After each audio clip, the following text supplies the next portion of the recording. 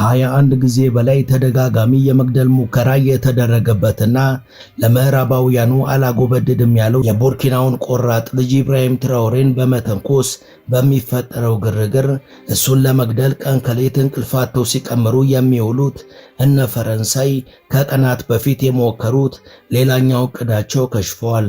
እጅግ አስገራሚ የሆነው ያሁኑ የትንኮሳ ሙከራቸው አሽከራቸው በሆነችው ናይጄሪያ በኩል ያውም በአየር ኃይሏ ጭምር መፈጸሙ ነው።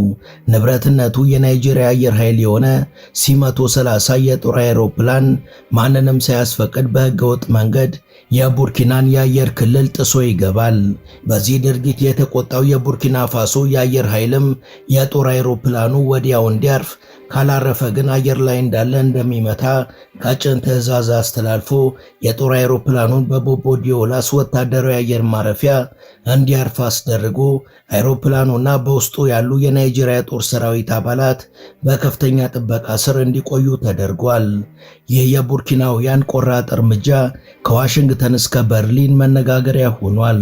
በሙስና የተተበተቡትና ነጮች እንዳሏቸው የሚሆኑት የናይጄሪያ ሹማምንቶችም ሲያለቃቅሱ ከርመዋል።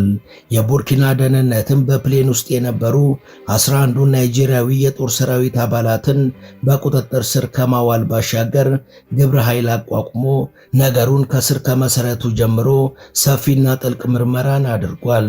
A Nigerian Air Force C-130 made an emergency landing in Burkina Faso on Monday. 11 soldiers on board. Technical fault, Nigeria said. Just a routine safety procedure.